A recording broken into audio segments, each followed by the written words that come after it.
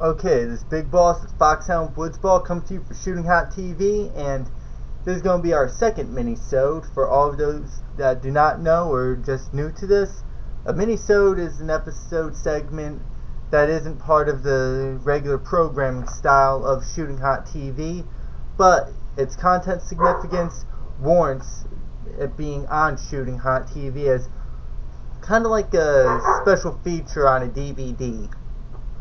Now, with this particular episode, we're talking rail systems and how and where to place your lights, your lasers, your sights, stuff like that, because I've seen guys with sights that are too close together, too far apart, whatnot, and some very interesting setups. Now, I'm going to be working from the front end all the way to the back, so please kind of bear with me on this stuff. This may take a couple minutes.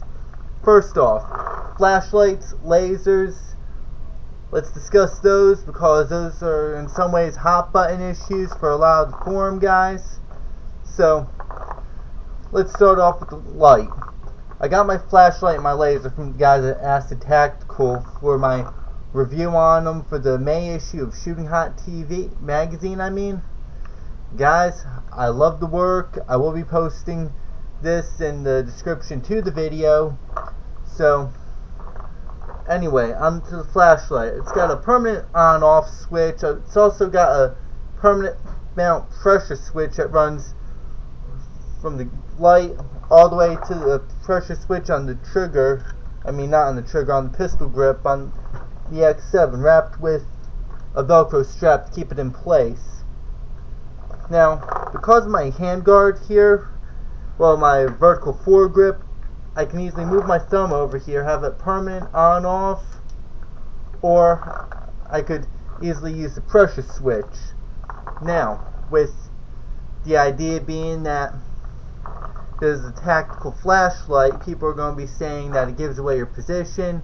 It does to a certain point, but when you're moving into a room and everything, you want target identification. So you're moving in, especially when you got your team stacked up against you. Best trick is to run behind a single light source, which will be your point man. Now, with that being said, you're moving in, you have your weapon down low or up if you have your light on. Best idea here, you see an enemy player and he sees you, quick tap that pressure switch real quick. Creates a fast strobe effect. That way you can blind them for a couple seconds before you get rounds down on range to them. That being said, this is an excellent piece of kit for target identification, as well as one of those common sense things for those night games when you don't have glow sticks or you don't have it in your budget to afford any type of night vision equipment. I'll be doing another video on that in the near future, by the way. Now let's move on to the laser. Another piece from Acid Tactical. And for the record, I will not get into the politics of doing a laser thing on your gun. I will not get into those type of arguments. I've had those one too many times on forums. So with that being said, this is just strictly a rundown of equipment and stuff like that. If you want to put it on your gun or not, that's up to you. Now, with the laser, it's your classic tactical green.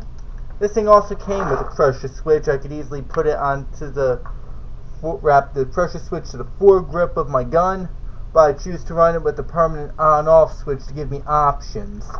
With the foregrip here, this also allows me options because of its placement. I could easily, as you can see, turn tactical light on from here, and I can even turn the laser on from here. Allows some nice options.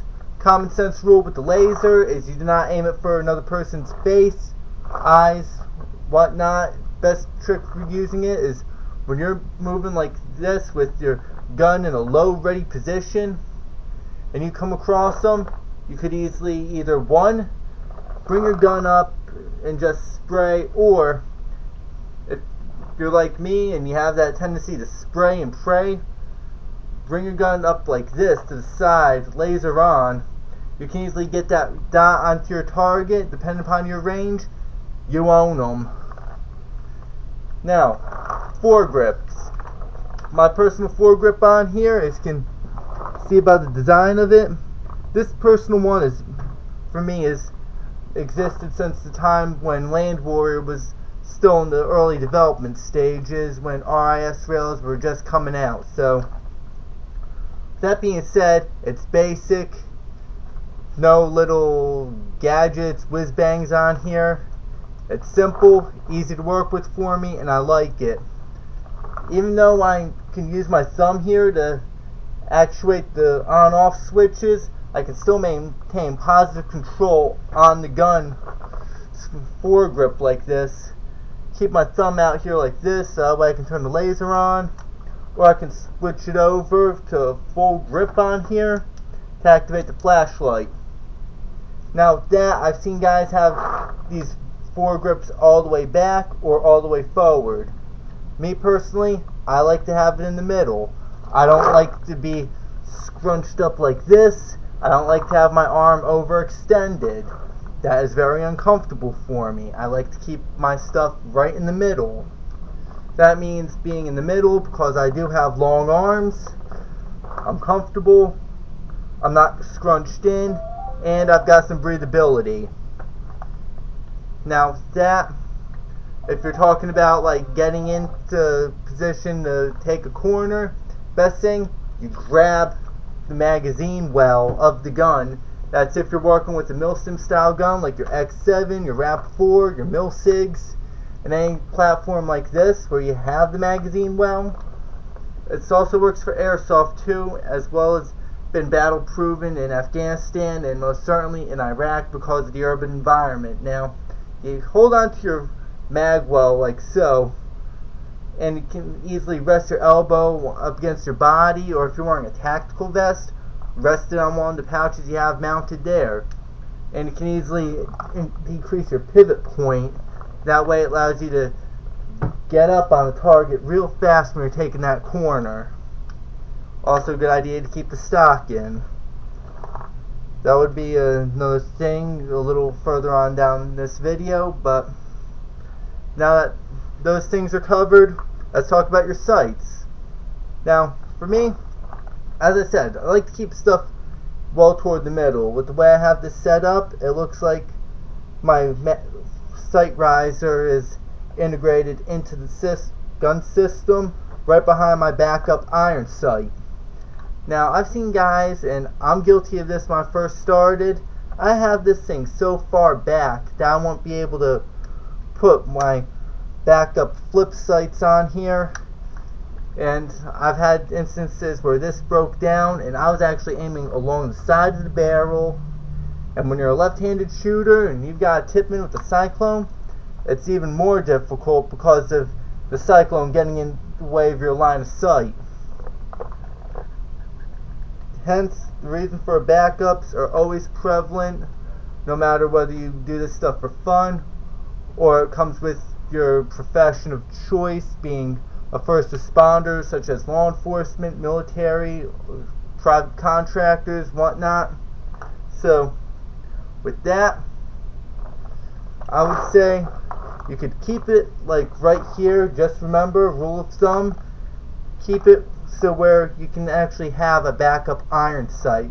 The sight I'm using is a 1x30 Tasco, but when it's this far back, that means you also get the housing of the sight in your field of view. Now, because I got a mask on when I do my games and everything in the name of safety for my own eye protection as well as part of my gear, a good idea is you can also have this thing mounted forward, and I'm meaning really forward, like right out here on your hand guard like this, where I have it positioned now.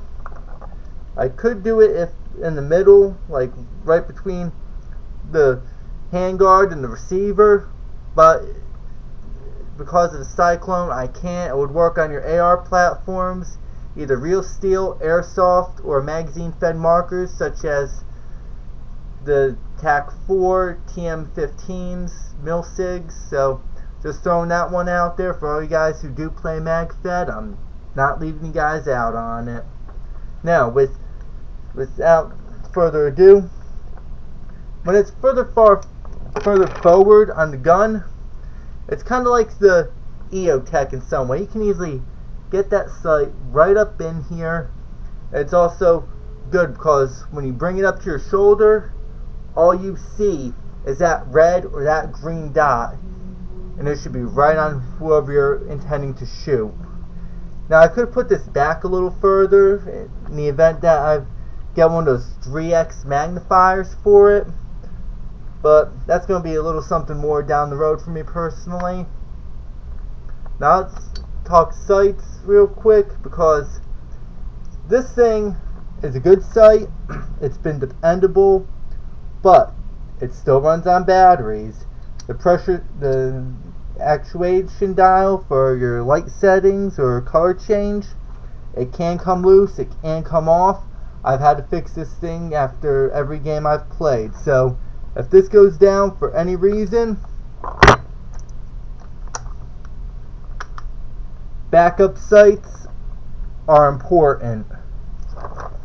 With these are knockoffs of the Magpul ones. These were made for airsoft, but true to accuracy, you can see the Magpul insignia on here. These things are their aftermarket stuff. You can put these things on an ACR or any other RIS rail. Plus the back sight, you've got your peep sight piece right here. As I'm flipping this down, this piece, bring it up, it's closed in, bring it down, wide open view. This thing doesn't have a elevation adjustment, but it does have your windage, so just remember to set these in if you're running this on an actual weapon. And now, the stock. Me personally, I love my AR platforms, I really do. M16s, M4s, Car 15s, Liberty stock, 6th position. Now, if I was running a gun on a remote line, I could have this in any position, but I like having that stock like right up in there, embedded to my shoulder if I'm running gear, stuff like that. But if I got the tank under here, that's when this is out all the time, and it is hard as hell to aim it like that when you got a 24 ounce coming out the back, you got your stock here, and it's even more difficult when you got a 203 slung under here. Other than that, I've had no problems with the stock setup. I can comfortably shoot it like this from my shoulder all day, but when it comes down to grabbing that mag well for the grenade launcher, that is a very bad thing.